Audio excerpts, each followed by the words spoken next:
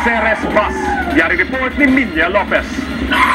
Wala na makaluwas pa ang 56 anyos nga si Wilfredo Tabang Juarez sa mabungguan sang basang Vallecar Transit nga ginamaneho ni Jose Ronnie Antoque sa sitio Biante, Barangay Recreo, pasado las 7 sang gabi sang Sabado. Sa pagpangusisa sang Traffic Division sa Pontevedra PNP, mahimo nga madasigid man ang padalagan sang bus.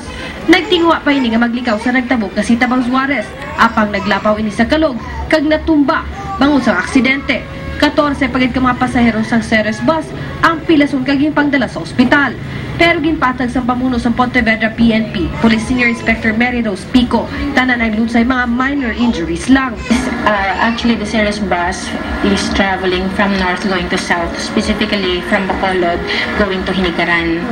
So along Biante, there was alleged a drunk person holding a bolo crossed the road.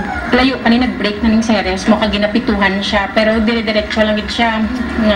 Nag-avoid ang Ceres, then after that, nagdiretso siya sa Kalog.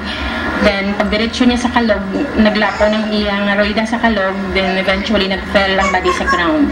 Dugang pa ni Pico, ilan na nasugilano ng tagdumalan sa Vallecar Transit, kag nagpasalig na nga magasuporta sa mga balayran sa ospital sa mga nagkalapilasan kag napatay sa aksidente. Minya Lopez, TV Patrol, Negros.